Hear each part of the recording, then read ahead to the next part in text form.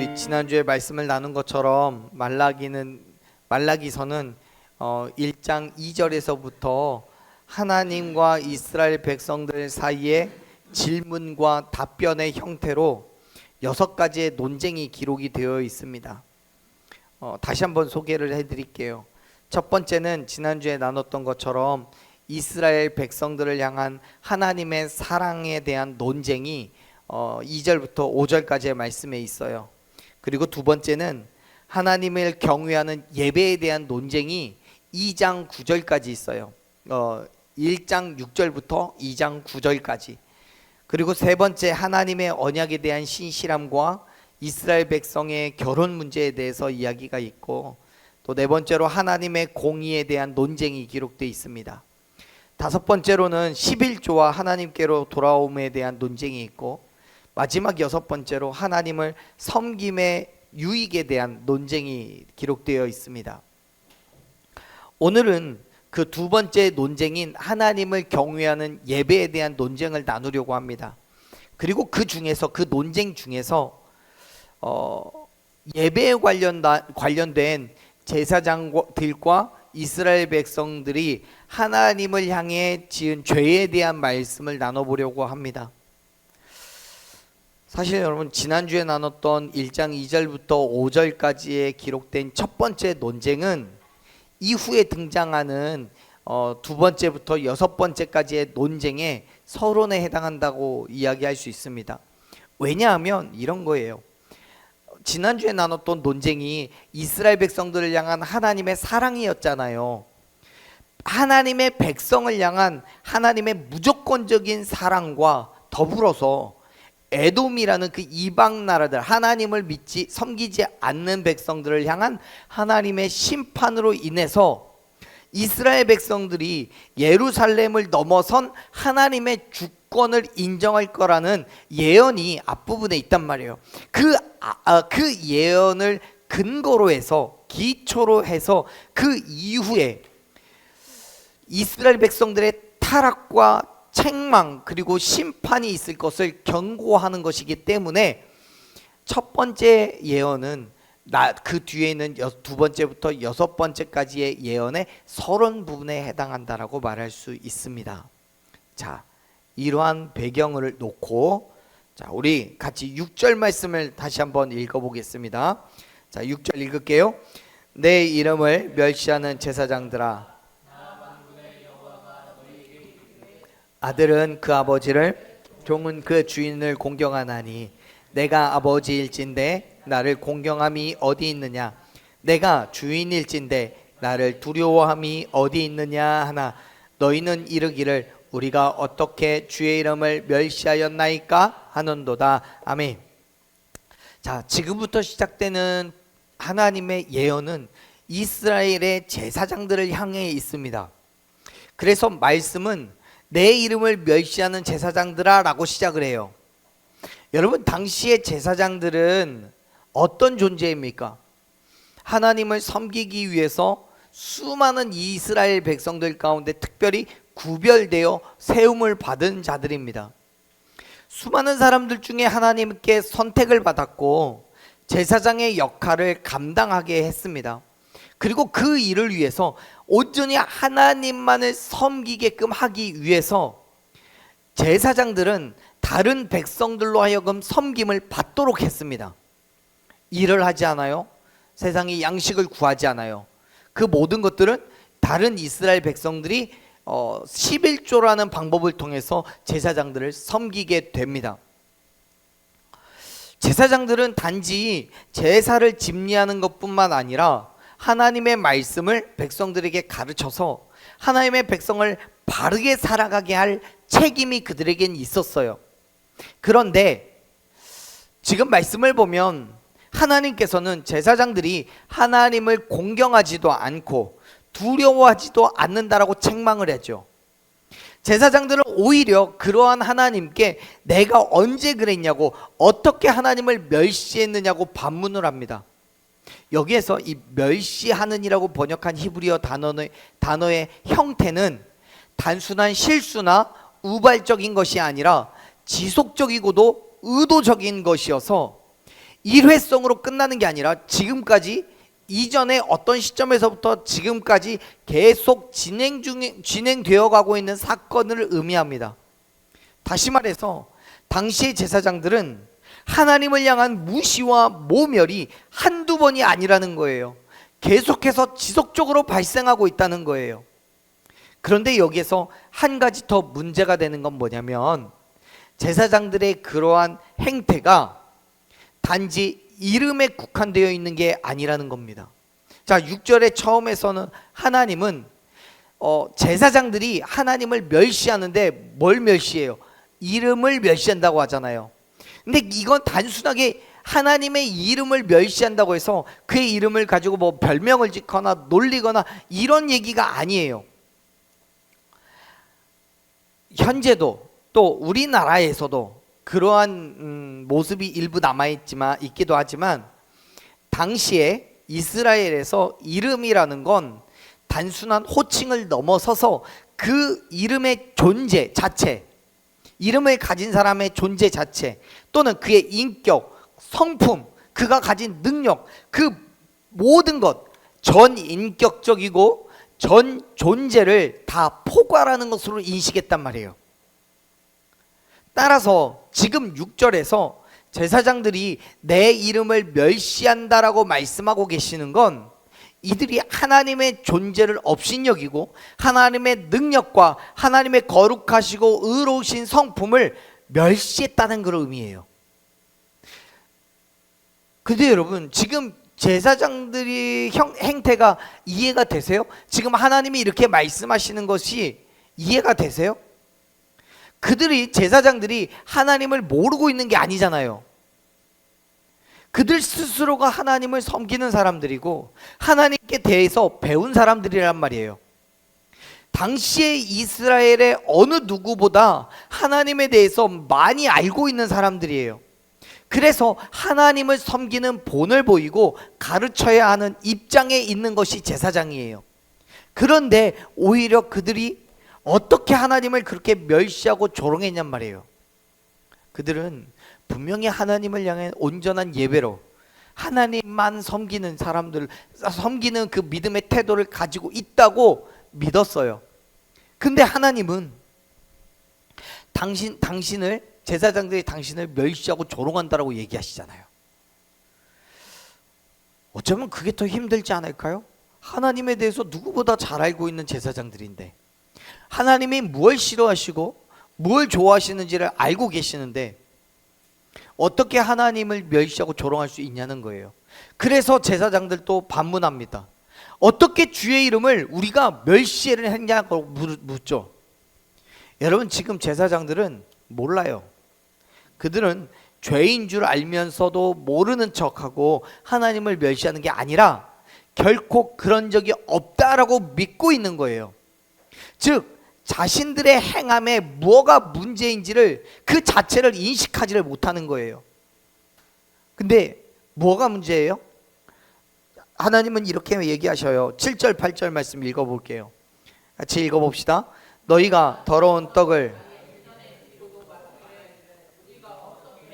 더럽게 하였나이까 하는도다. 이는 너희가 여호와의 식탁은 경멸히 여길 것이라 말하기 때문이라.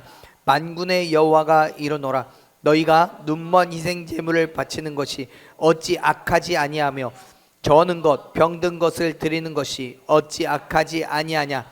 이제 그것을 너희 총독에게 드려보라. 그가 너를 기뻐하겠으며 너를 받아주겠느냐. 아멘. 제사장들은요, 더러운 떡을 하나님께 드렸어요. 곰팡나고 때 묻은 것, 심지어는 누군가가 먹었을지도 모르는 그런 떡을 하나님께 드렸단 말이에요. 그러면서 자신들은 어떻게 내가 하나님을 더럽혔습니까? 라고 얘기하는 거예요. 또 하나님께 눈먼 희생 제물을 드렸어요. 저는 것, 병든 것을 드리면서 하나님을 멸시했어요. 여러분, 지금 제사장들이 하나님께 가장 좋은 것으로 정성을 다해 드려야 되는데 아무렇게나 제사를 드려도 된다고 생각하는 거예요. 쓸모없는 것, 좋지 않은 것을 골라서 하나님께 드렸어요. 이미 그들은 하나님을 어떻게 제사해야 되는지 알아요. 모르는 게 아니에요. 레위기 22장 22절 말씀을 보면 하나님께서는 모세를 통해서 이스라엘 백성들을 가르치셨어요. 눈먼 것이나 상한 것이나 지체에 배임을 당한 것이나 종기가 있거나 습진이 있는 것이나 비루 먹은 것, 그런 거 드리지 말라고요. 제단 위에서 화제물로 여호와께 드리지 말라고 배웠어요. 그런데 말라기 시대에 와서 제사장들은 그러한 하나님의 말씀을 완전히 무시하고 있는 거예요. 더러운 떡을 드렸어요. 상처나고 병든 것, 흠이 있는 제물을 드렸어요. 그러면서도 내가 어떻게 하나님을 더럽게 했느냐라고 되물어요. 어쩌면 그들은 그렇게 생각할 수 있을지도 몰라요. 왜냐하면 그들은 외식적인 형식을 갖추어서 제사와 제물을 드렸기 때문에 그래요. 하지만 하나님께서는 뭐라고 얘기하셔요? 그러한 제물을 인간인 총독에게 주어봐라. 그가 그 제물을 받고 기뻐하겠니? 좋아하겠니? 물어보라는 거예요. 다시 말해서 사람이 받아도 기분 나쁠 걸, 그렇게 병든 것, 상한 것을 하나님께 드린다는 것이 어떻게 멸시가 아니고 파렴치한 행동이 아니겠느냐라고 말씀하시는 거예요. 사랑하는 여러분, 당시의 제사장들은 대체 왜 그러는 겁니까?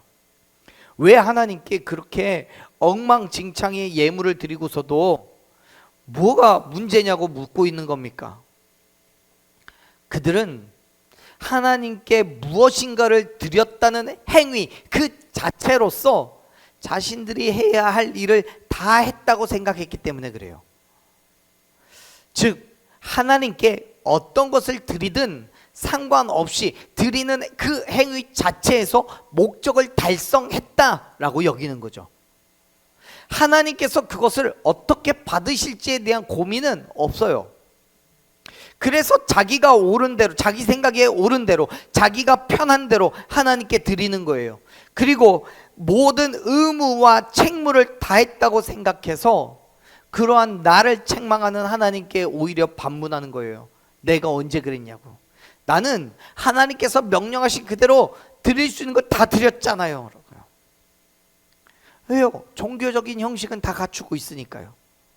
사랑하는 여러분, 지금 우리는 어떻습니까? 어떤 모습으로 예배하고 또 어떤 믿음의 태도로 하나님께 나아가고 계십니까? 6절에서 기록하고 있는 것처럼 우리가 믿는 하나님은요, 만군의 여호와십니다. 아멘. 그 말은 천지를 창조하시고 절대적인 주권자로서 이 땅을 다스리시는 분이라는 거예요.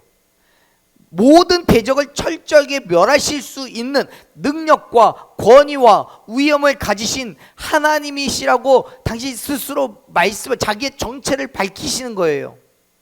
그렇기 때문에 하나님을 예배하면서, 그러한 하나님을 예배하면서 우리는 철저하게 하나님께서 원하시는 방법대로, 하나님께서 원하시는 예배자로 나아가야 함을 여러분 믿으시길 바랍니다. 그런데 여전히 내 뜻대로, 나 편한 대로 예배하고는 있지는 않느냐 말입니다. 단지 시간만 채우는 예배, 예배에 참여했다는 것만으로 만족하는 그런 예배자로 나아가고 있지는 않느냐고요. 여러분, 마음이 없는 형식적인 예배는 예배가 아니에요. 그냥 종교 행위에 불과합니다.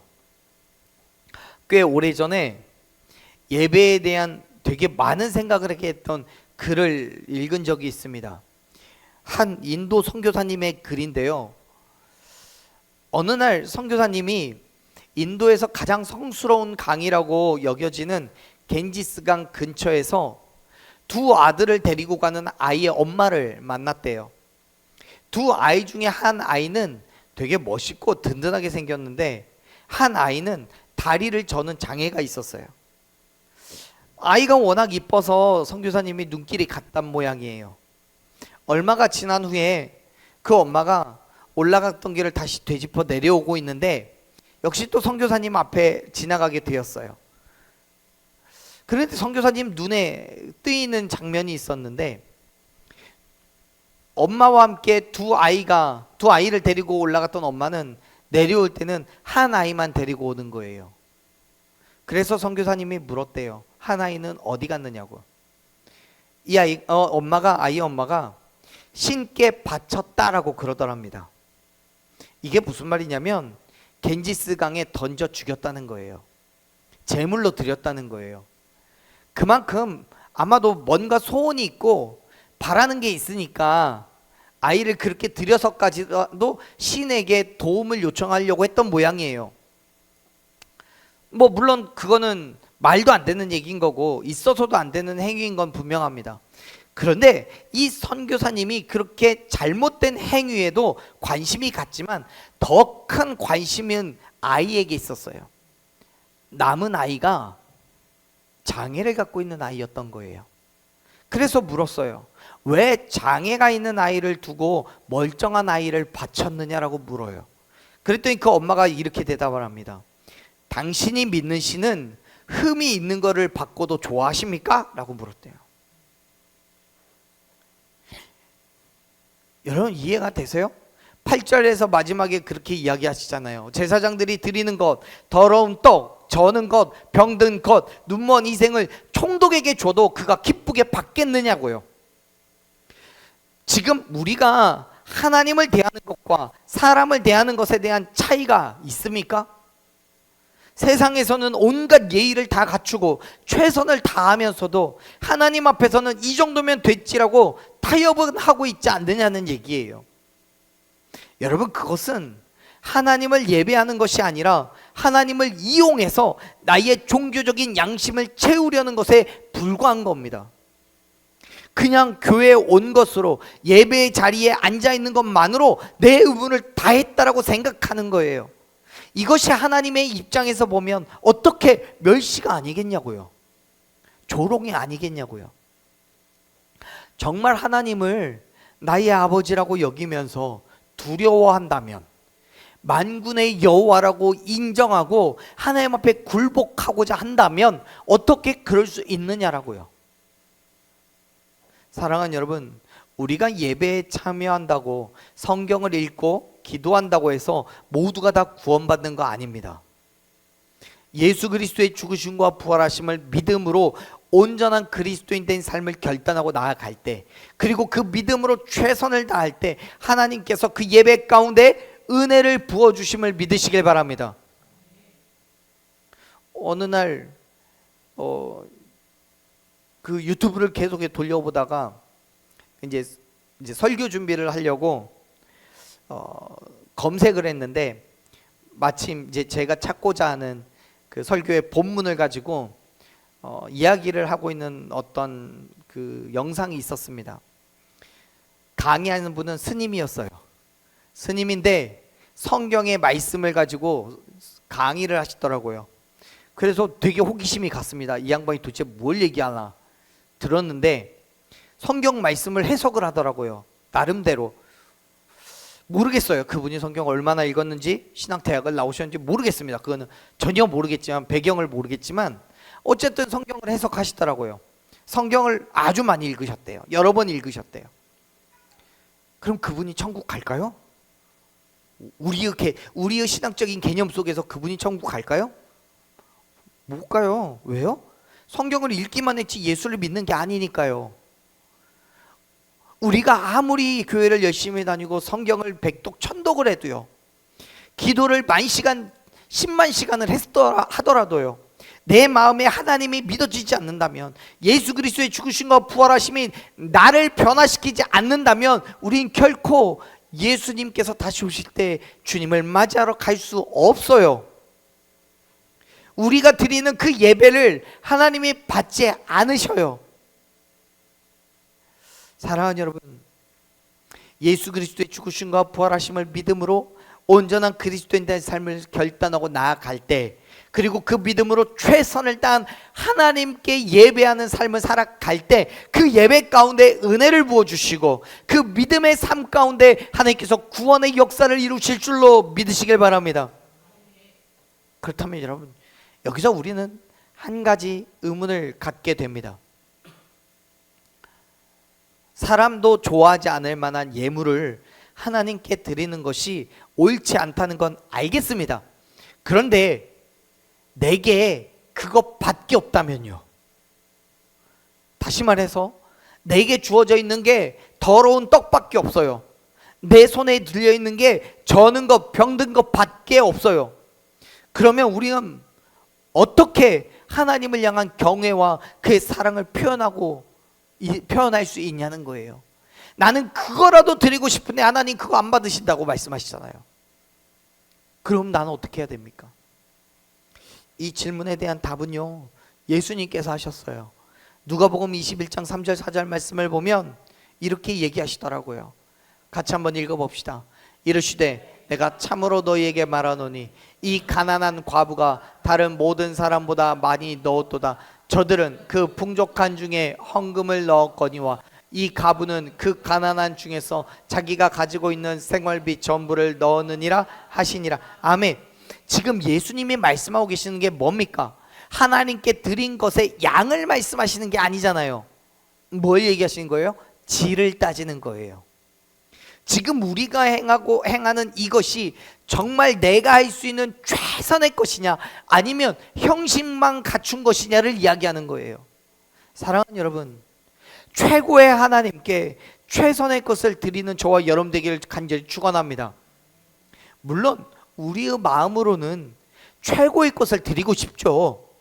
하지만 여러분, 한없이 부족하고 한계라는 게 존재한 인간인 우리가 하나님께 드릴 수 있는 최고라는 건 절대로 없습니다. 자, 보세요. 이사야서 64장 6절 말씀을 보면요, 이사야 선지자는 우리는 다 부정한 자라서 우리가 의라고 말하는 것은 다 더러운 옷과 같다라고 말해요. 다시 말해서 우리가 아무리 최선을 다할지라도 나의 의와 나의 행위 자체가 하나님 앞에서는 온전하지 않다는 거예요. 그만큼 우리의 최고는 하나님의 기준에서는 절대로 최고가 될 수가 없어요.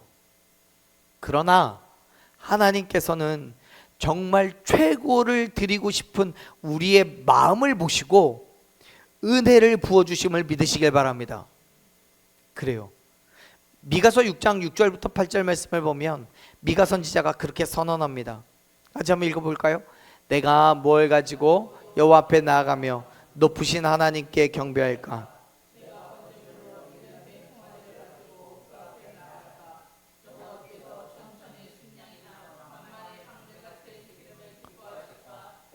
어물을 위하여 마다들을 내 영혼의 죄로 말미암아 내 몸에 열매를 드릴까? 사람아, 주께서 선한 것이 무엇임을 내게 보이셨나니 여호와께서 내게 구하시는 것은 오직 정의를 행하며 인자를 사랑하며 겸손하게 내 하나님과 함께 행하는 것이 아니냐. 아멘.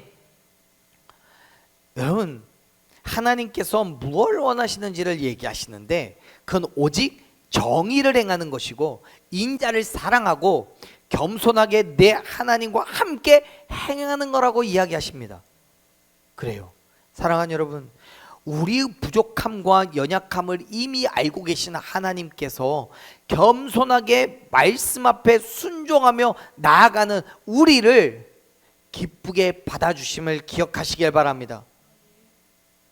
하나님께서는 당신의 말씀에 순종하는 것을 가장 온전하고 아름다운 제물로 여기신다는 거예요. 그래서 사무엘상 15장 22절에서도 그렇게 말씀합니다. 사무엘이 이르되 여호와께서 번제와 다른 제사를 그의 목소리를 청종하는 것을 좋아하심 같이 좋아하시겠나이까? 순종이 제사보다 낫고 듣는 것이 순양의 기름보다 낫다라고요. 사랑하는 여러분, 말씀에 순종하는 것은 하나님께 대한 공경과 경외를 드리는 가장 근원적인 표현 방식인 거예요. 왜요? 하나님의 말씀을 공경하지 않는다면, 하나님을 경외하지 않는다면 순종할 이유가 없으니까요. 사랑하는 여러분, 말씀을 가까이 하시기를 바랍니다. 그리고 그 말씀에 절대적으로 순종하시기를 바랍니다. 비록 하나님께 우리는 최고의 것을 드릴 수는 없으나 최선을 다해 나아갈 때 하나님께서는 그 모든 것을 기쁘게 받으시고 풍성하신 은혜를 부어주실 줄로 믿습니다. 그렇습니다, 여러분. 하나님의 은혜를 누리고 싶으시다면 먼저 하나님을 높여 드리시기를 바래요. 자, 우리 9절 말씀을 같이 한번 읽어봅시다. 9절 읽을게요. 만군의 여호와가 이르노라. 너희는 나 하나님께 은혜를 구하면서 우리를 불쌍히 여기소서 하여 보라. 너희가 이같이 행하였으나 내가 너희 중 하나인들 받겠느냐. 아멘. 무슨 말입니까? 하나님을 공경하고 경외하기는커녕 오히려 멸시하고 모독한 이스라엘 백성들의 기도를 하나님은 듣지 않으시겠다는 거예요. 지금 성경을 보면 이스라엘 백성들은 흠이 있는 제물을 하나님께 드렸고 정말 자기의 소견에 옳은 대로 하나님을 예배했습니다.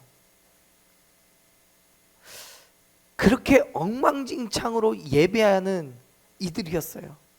9절을 보면 이스라엘 백성들이 은혜를 구하는 대상을 나 하나님이라고 표현을 해요. 나 하나님. 여기서 하나님이 히브리어로는 엘입니다. 엘, 한 글자 엘. 구약에서 이 엘이라는 단어는요, 전능하신 하나님을 의미합니다. 전능하신 하나님. 다시 말해서 지금 하나님은 이스라엘 백성들이 구하는 그 은혜를 주실 수 있는 유일한 존재라고 지금 표현하고 있는 거예요. 그래서 하나님을 향해서 우리를 불쌍히 여겨달라고 그럽니다.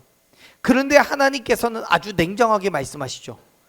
너희들이 아무리 그렇게 하더라도 결코 받지 못할 거라고요.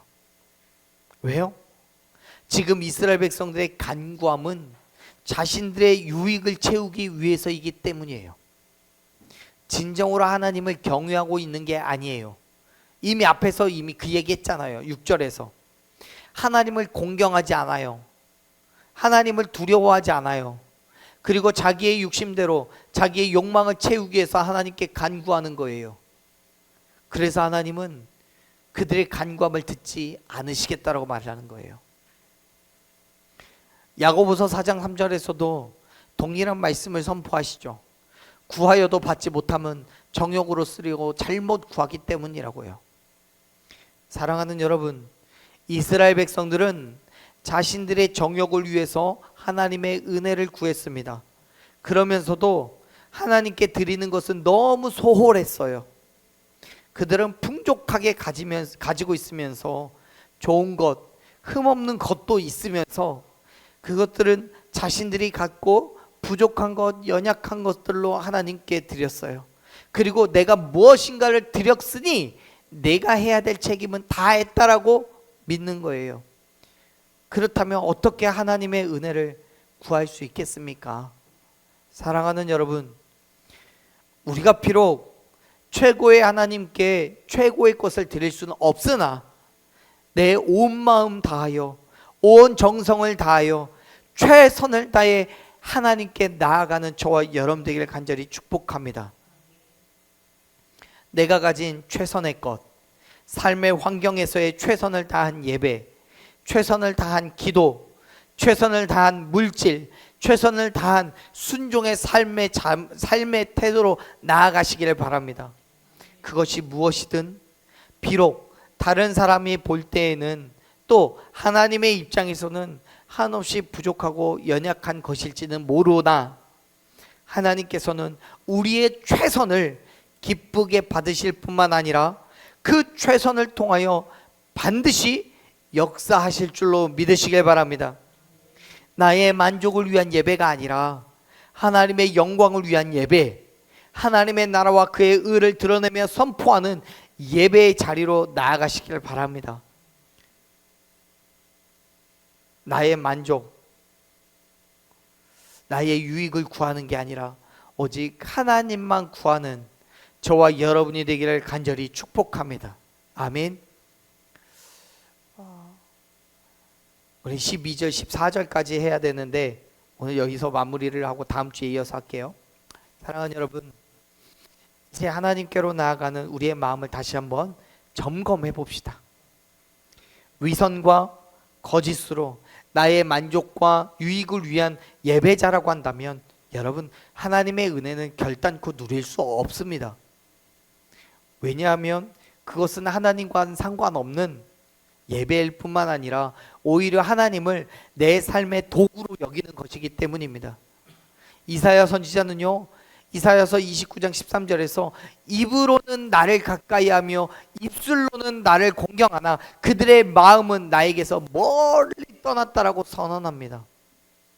하지만 하나님께서는 번제보다도 하나님을 아는 것을 원하신다고 분명하게 선언합니다. 사랑하는 여러분, 하나님께 겸손하게 나아가십시오. 입으로만 가까이 하고 공경하는 것이 아니라 우리의 마음으로 하나님께 온전한 예배자로 나아가는 저와 여러분 되길 소망합니다. 비록 지금 우리의 모습은 한없이 연약하고 부족하더라도, 정말 추하고 더러울지라도 하나님을 향한 최선으로 나아가는 저와 여러분을 하나님께서 붙잡아 주시고 풍성하신 은혜를 부어 주실 줄로 믿습니다. 그 은혜를 소망하며 어렵고 힘든 가운데도 온전한 예배자의 삶으로 나아가는 저와 여러분 되기를 간절히 축원합니다. 아멘.